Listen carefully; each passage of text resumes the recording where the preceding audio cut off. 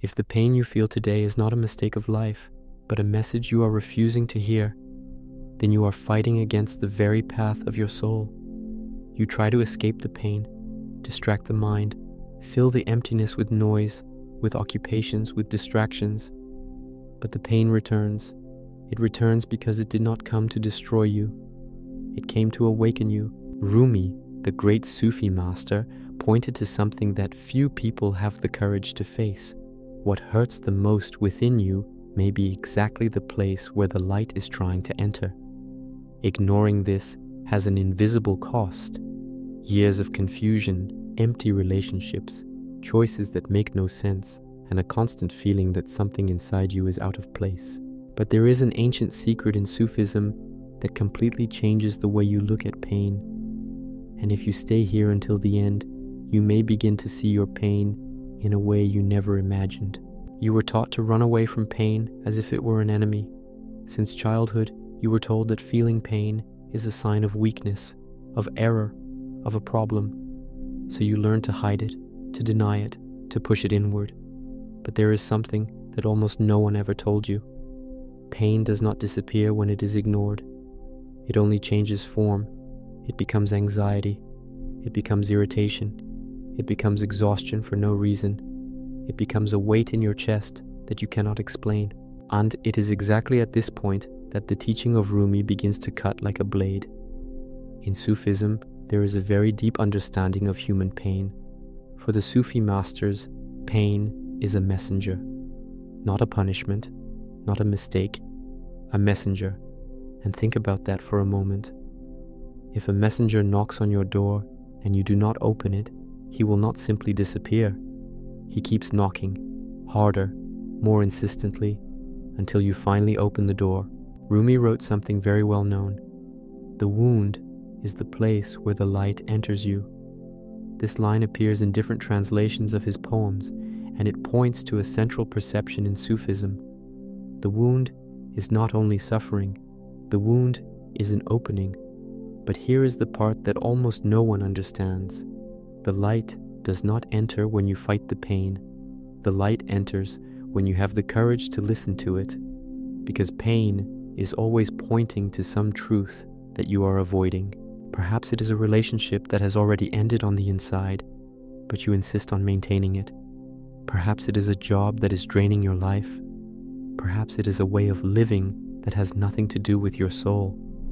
And the pain begins to appear, first as a small discomfort, then as a heavier weight, then as something that seems impossible to ignore. In Sufism, there is a concept called nafs.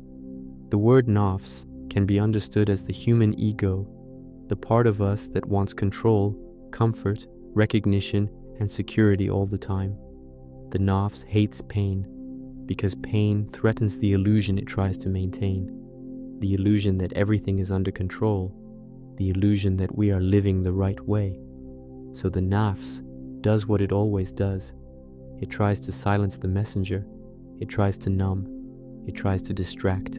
But the heart, in Sufism called qalb, works in another way. The qalb is understood as the living center of spiritual perception. It is the place where truth is felt even before it is understood, and when something in your life is misaligned with the truth of your soul. The qalb feels it, and this feeling often appears as pain, not because something is wrong with you, but because something needs to be seen. Think about how many times you have already felt a deep discomfort about some situation in your life. Something inside you was saying that it was not right, but you ignored it. You tried to convince yourself. You said, "It will pass." But it did not pass, because the messenger was still there, knocking, knocking, knocking. Rumi spoke about this often through simple metaphors. He said that the human soul is like a house full of visitors, and every emotion that appears is a visitor. Some bring joy, others bring sadness, others bring confusion, but all of them arrive with a message. And the problem begins when you try to expel the visitors without listening to what they came to say. Pain is one of those visitors, and almost always it carries the most important message. But there is something even deeper here, because in Sufism, pain is not only a psychological warning, it can also be a spiritual call, a call to return inward, return to what is real, return to what your soul has always known. There is a word in Sufism called ghafla. Ghafla means a state of forgetfulness. It is when the human being lives distracted, living only on the surface of life, running after things, reacting to the world, but completely disconnected from their own essence. And many times pain appears precisely to break this state of forgetfulness. Because when everything is too comfortable, people rarely awaken. But when something hurts deeply, the person begins to ask, why? What is happening to me? What am I ignoring? And it is at that moment that something begins to open. Because a sincere question opens a door that a distracted mind never opens. Now think honestly, how many pains in your life may not be a mistake, but a warning? How many times did you try to eliminate pain without trying to understand what it wanted to show you? How many decisions did you make only to escape feeling something? And perhaps that is exactly why the pain keeps returning, because the messenger has still not been heard. And here, there is an extremely simple exercise that the Sufi masters use to suggest. When pain appears, do not immediately run away. Stop, breathe, and ask in silence, what did you come to show me? Do not fight the pain in that moment. Listen, observe, feel. Because many times the answer begins to appear when you stop resisting. Pain begins to reveal something that was hidden, something you avoided looking at. And it is at this point that Rumi's sentence begins to truly make sense. The wound is the place where the light enters, because when you finally listen to pain, something inside you begins to change. And the question that almost no one has the courage to ask themselves is this: what if some of the greatest pains in your life are not problems, but doors that you still have not had the courage to open? Because the moment you truly listen to pain, you begin to notice something very strange.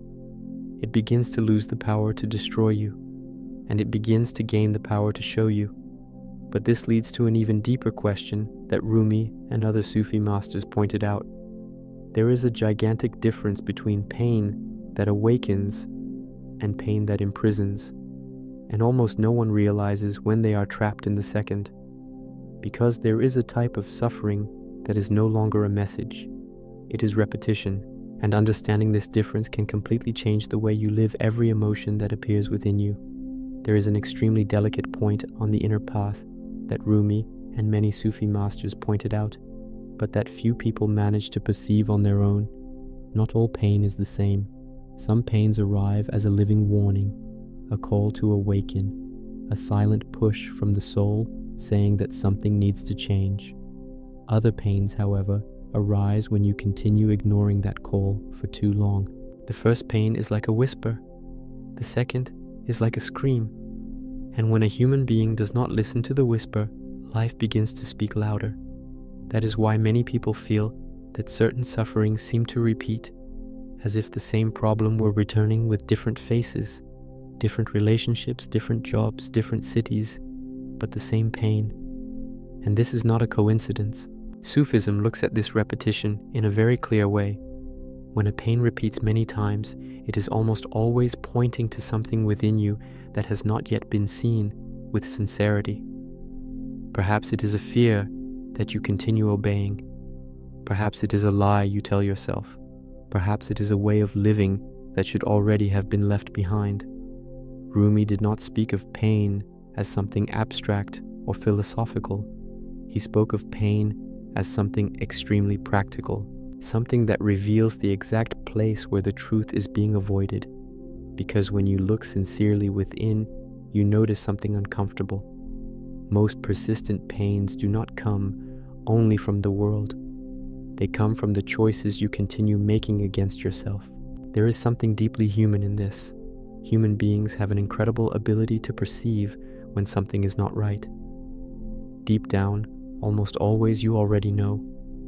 Even before any explanation, before any advice, there is a silent sensation that appears within you, a kind of tightening, a light weight, a discomfort that says, this is not aligned with who you truly are. In Sufism, this feeling is not seen as emotional weakness. It is seen as spiritual perception. It is the heart trying to alert the consciousness, but the problem begins when the mind starts to justify, explain, rationalize, and deny what the heart has already perceived. Rumi often spoke about the danger of living disconnected from one's own heart. Not the physical heart, but the inner center of consciousness.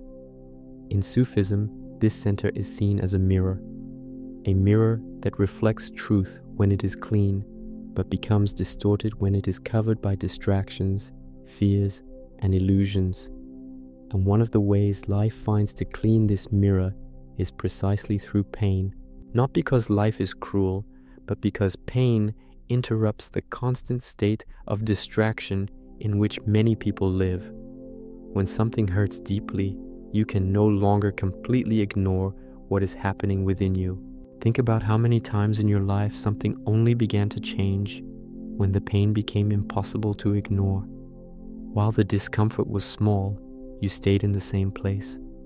You kept accepting, you kept pushing forward, you kept telling yourself that everything was fine. But when the pain grew larger, something began to break. And it is exactly at this point that many spiritual masters say true transformation begins. Not when everything is comfortable, not when everything is easy, but when the illusion begins to crack. Rumi described this moment as a kind of inner rupture, a breaking of what is not true. Many times people interpret this as failure, as loss, as something bad happening in life. But from the Sufi perspective, many of these ruptures are actually a form of liberation. Liberation from false identities, liberation from paths that no longer belong to your soul, liberation from stories you kept carrying only because you were afraid to change. And that is why pain can have two completely different effects on people. In some people, pain creates closure. The person becomes harder, more defensive, more distrustful of life. They build larger and larger walls to avoid feeling again. But there is another path possible.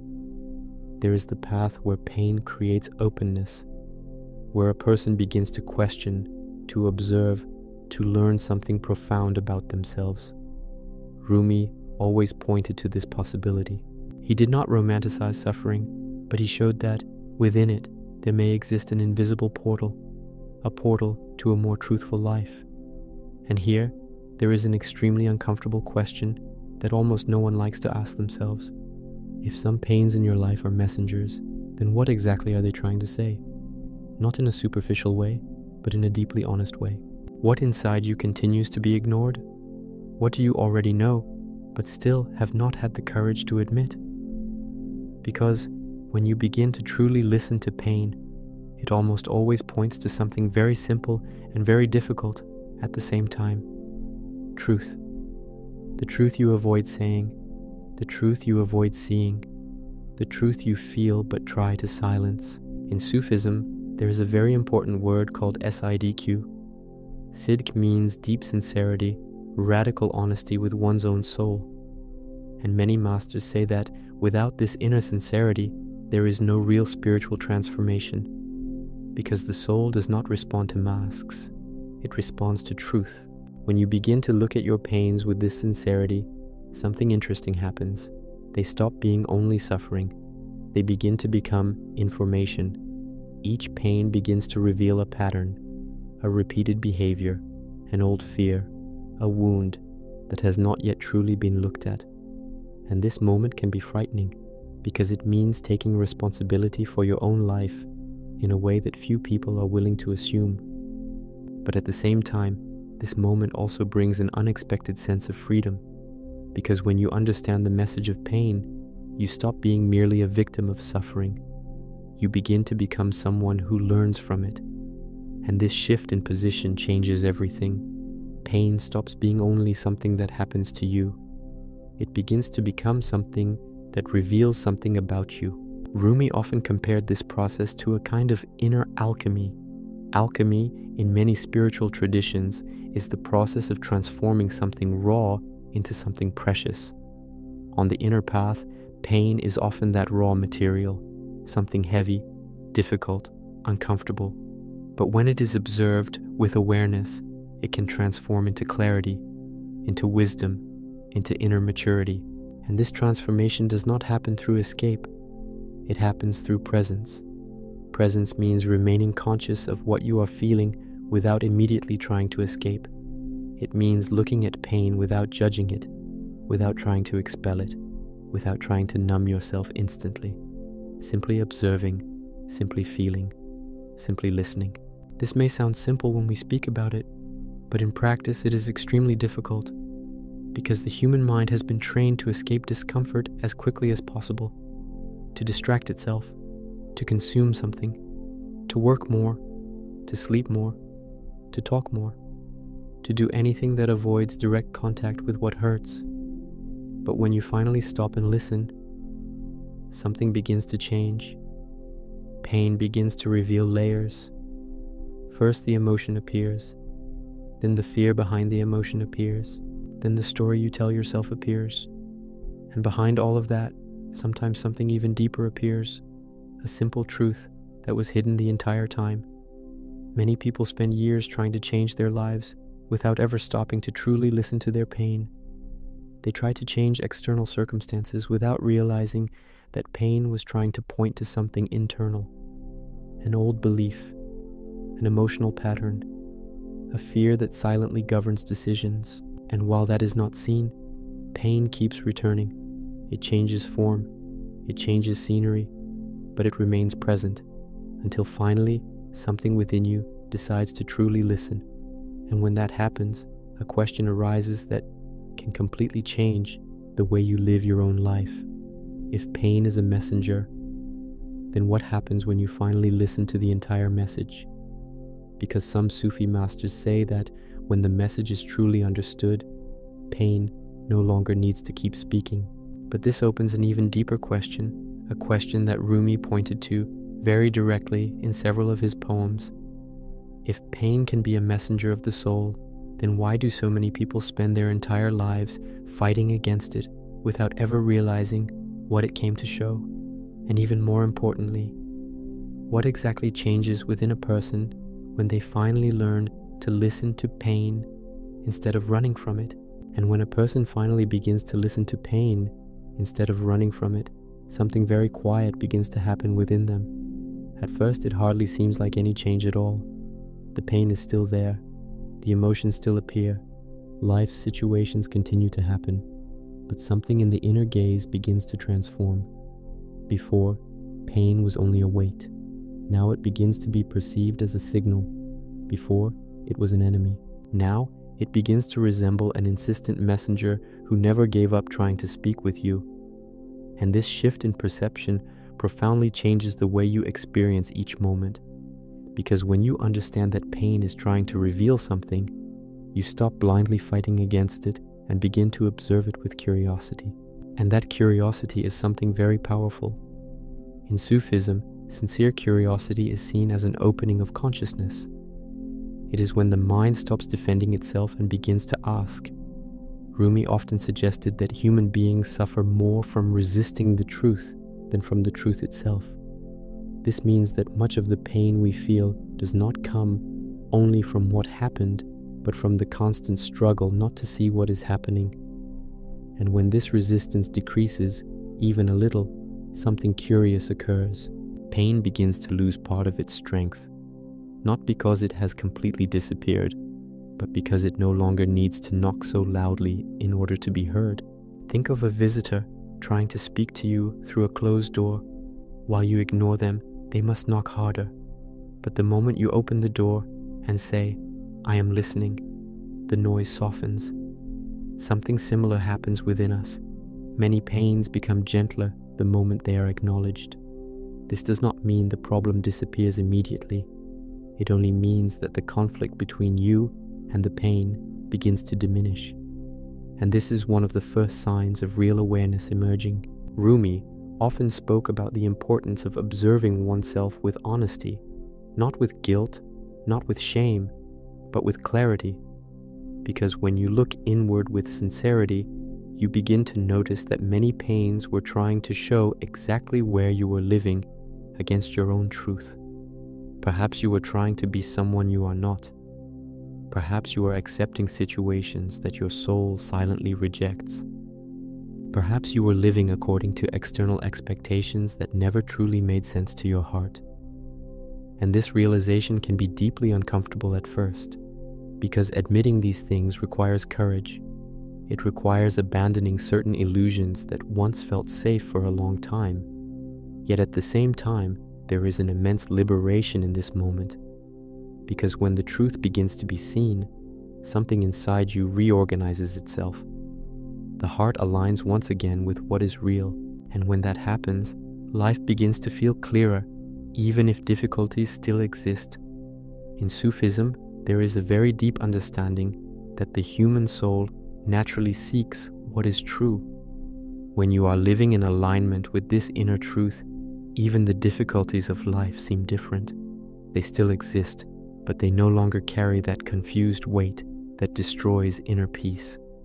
But when you are living against this truth, even small things begin to feel unbearably heavy.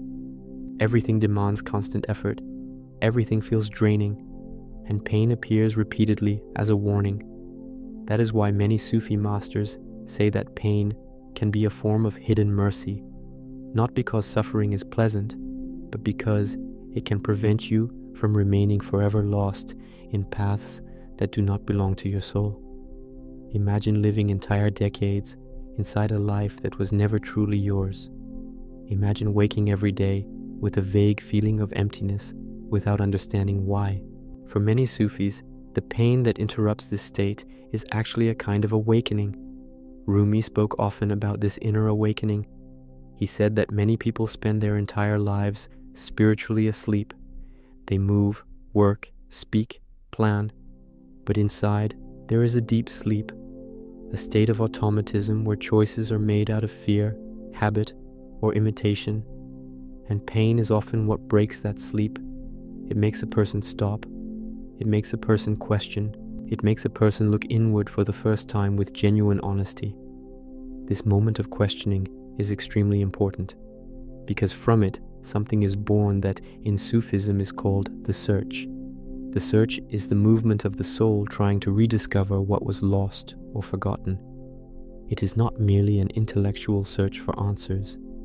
It is an existential search, something that involves the entire being of the person. And many times this search begins precisely at the moment when pain stops being ignored. When the search begins, the way you observe your own emotions changes completely. Sadness is no longer only sadness. It becomes a clue. Fear is no longer only fear. It becomes an indication of something that needs to be understood. Even the feeling of emptiness begins to be seen differently.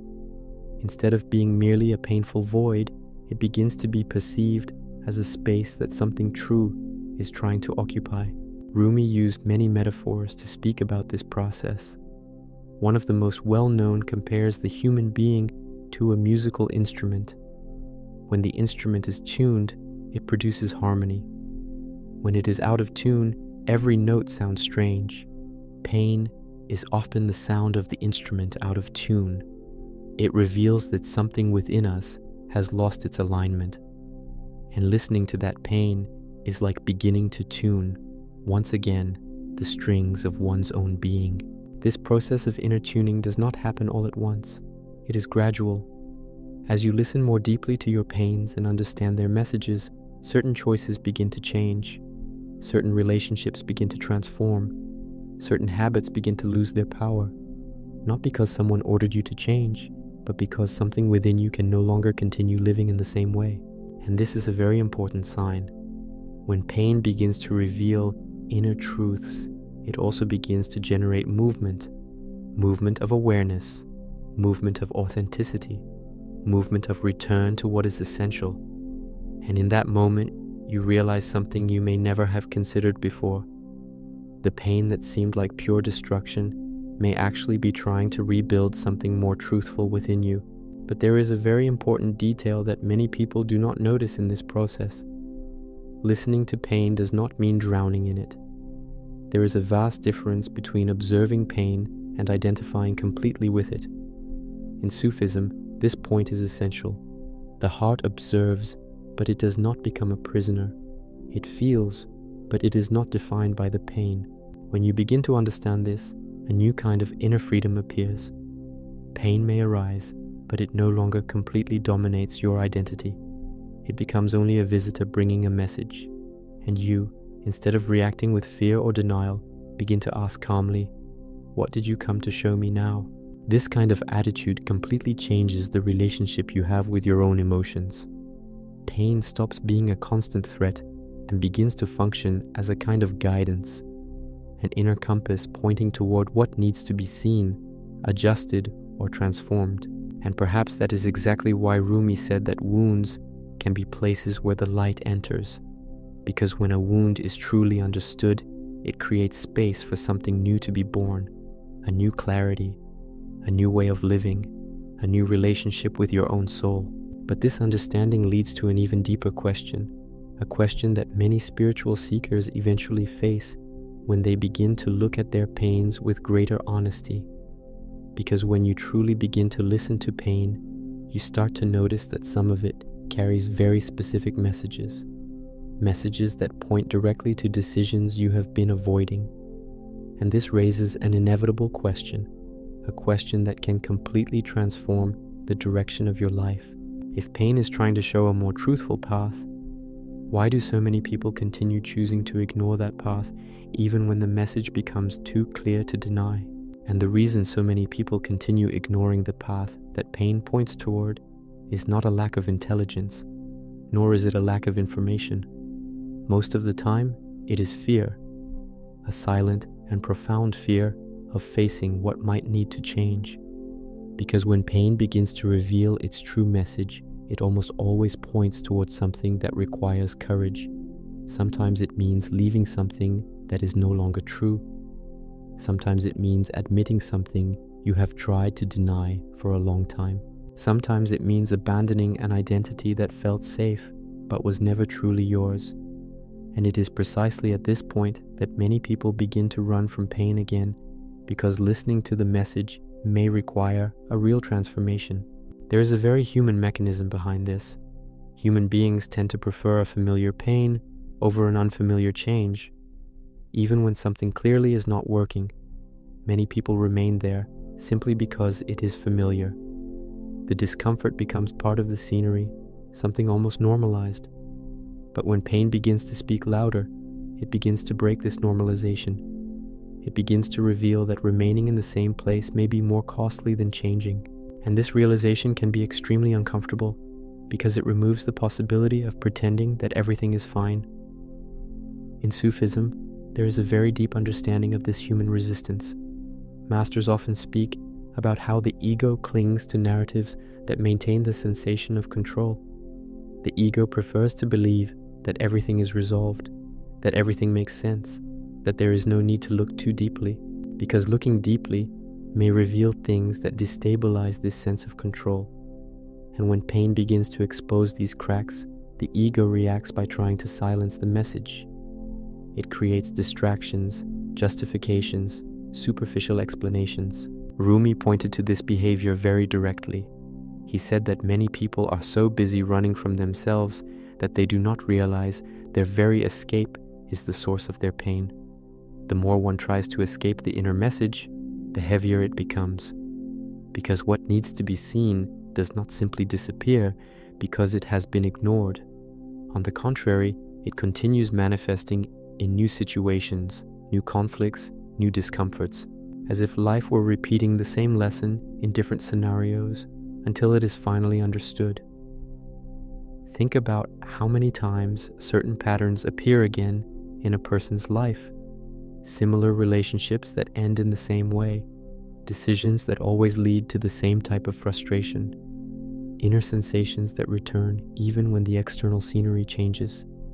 Many people interpret this as bad luck or a cruel destiny, but from the Sufi perspective, Many of these repetitions are clear signs of something that has not yet been deeply understood. Life repeats what consciousness has not yet integrated. And when this repetition begins to be noticed, something very important can happen. A person begins to realize that perhaps the pain is not only in external circumstances. Perhaps there is something within them that continues attracting or recreating certain situations, not as guilt, but as pattern, a pattern of thought, reaction, fear, choice. And perceiving this pattern is one of the most powerful moments on the inner path, because when a pattern becomes visible, it also begins to lose part of its power. Rumi often spoke about awakening to oneself. This awakening does not mean becoming perfect or never feeling pain again. It simply means beginning to live with awareness of what is happening within you. It means noticing when fear is directing your choices. It means perceiving when an old emotion is reacting automatically to a new situation. It means seeing clearly what previously passed unnoticed. And this clarity profoundly changes the relationship with pain. Before, pain seemed random and unfair. Now it begins to be seen as a signal pointing towards something specific, an emotion that needs to be understood, a truth that needs to be recognized, a change that needs to happen. And when you begin to perceive this repeatedly, something very interesting starts to occur within you. Pain begins to lose its chaotic aspect. It begins to have direction. It begins to have meaning.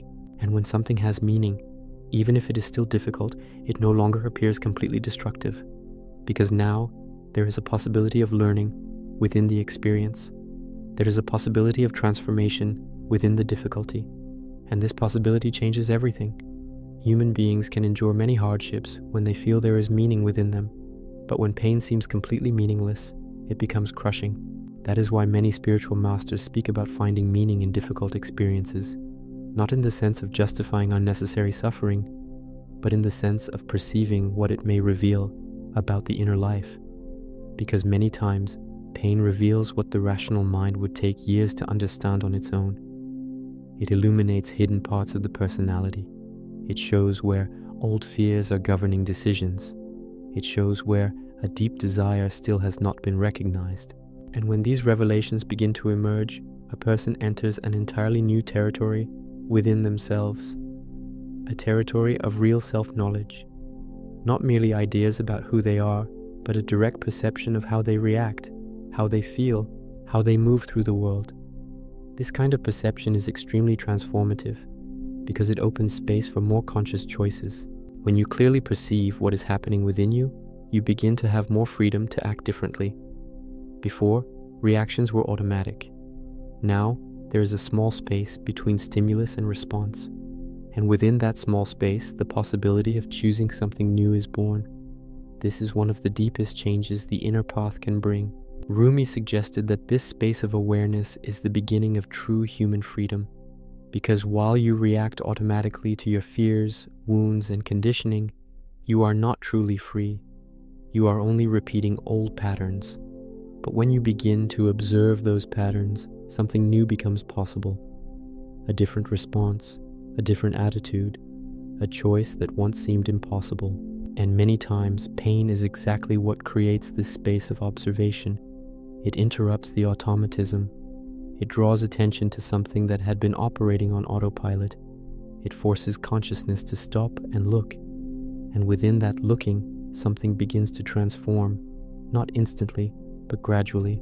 With time, a person begins to notice that some old pains no longer hold the same power they once did. Situations that once provoked intense reactions now appear clearer. Emotions that once felt overwhelming can now be observed more calmly. This does not happen because the person has become insensitive.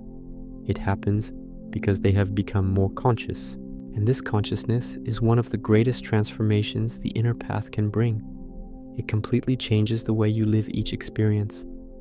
Every emotion begins to be seen as part of a greater movement of inner learning and growth. Every difficulty becomes an opportunity to perceive something more deeply about oneself. But this understanding also brings an even deeper question. one that many seekers eventually encounter when they begin listening to their pain with sincerity. Because when you truly begin to understand the messages that pain carries, something curious begins to happen. Some pains begin to disappear, others begin to transform, and some reveal something even more surprising. They show that behind the pain, there was a deep desire of the soul trying to be born. And this raises a powerful question. If many pains hide deep desires of the soul, then how many dreams, paths, and inner truths are people abandoning simply because they were afraid to listen to the complete message that pain was trying to reveal? And when this possibility begins to be considered honestly, something deeply unsettling arises within consciousness. Because if pain can hide a desire of the soul trying to be born, then many of the pains you have felt may not have been only suffering. Perhaps they were signs of something within you trying to live, something trying to emerge, something trying to breathe through the life you are living now. And when that something finds no space, it begins pressing from within, first as a light discomfort, then as frustration, then as a feeling of emptiness that is difficult to explain. Many people spend years trying to eliminate this emptiness without realizing that it may be the echo of something unlived, a talent ignored, a truth not spoken, a path that seemed too risky to follow. And the longer it remains hidden, the more pain transforms into a kind of constant inner pressure. It is not merely sadness. It is not merely exhaustion. It is as if a part of your own life is knocking from within, trying to exist. Rumi often spoke about this kind of inner calling. In his poems, he described the soul as something that deeply longs for truth. And when that longing is ignored for too long, a type of suffering arises that no distraction can completely erase. You may occupy the mind, fill your days with tasks, seek comfort in many things. But deep down, there remains a feeling that something is unfinished. And this feeling is extremely meaningful. In Sufism, it is not seen as a psychological defect. It is seen as a sign that the soul is still alive and trying to express itself. Many people manage to silence this voice for a while, but they rarely manage to erase it completely, because the soul carries a quiet strength that continues trying to reveal itself, even when the ego tries to keep everything exactly as it is. And here, a very delicate moment appears in the inner journey, because when a person begins to realize that some of their pains may be connected to something that needs to be born within them, a choice emerges, a choice that often changes the direction of life completely. Continue ignoring this inner voice, or begin listening to it with sincerity. Listening to this voice does not mean abandoning everything impulsively or acting without awareness.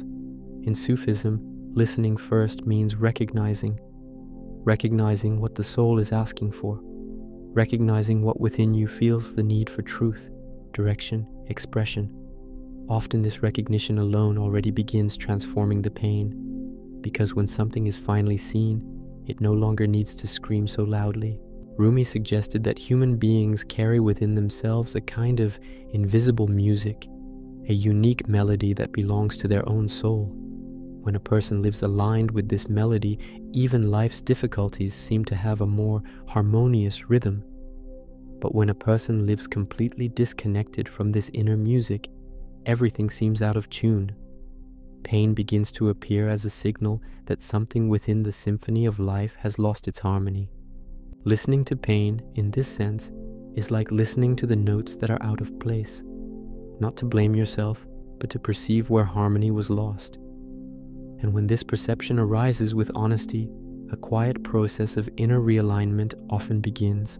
Small decisions begin to change, small truths begin to be spoken, small movements begin to bring a person closer to something more authentic. And at this point, many people begin to notice something surprising. What seemed to be only pain may actually have been protecting something very precious. Perhaps it was protecting the truth of your own soul. Perhaps it was preventing you from continuing to live a life that was never truly yours. And when this realization begins to emerge, an inevitable question arises within consciousness, a question that can open an even deeper portal of understanding about the inner life. If pain can protect the truth of your soul, then what happens when someone finally has the courage to live according to that truth? Now I want to ask you an extremely honest question. Are you fighting against your pain, or finally beginning to listen to it? If this video opens something within you, write here in the comments, "I am listening." This helps the algorithm bring this message to more people who may also be living through this moment. And if you want to continue exploring the profound teachings of Rumi and Sufism about the soul, the ego, pain, awakening, and inner transformation, subscribe to the channel and activate the notification bell. Because here, we do not speak about superficial spirituality. We speak about the truths that move the soul.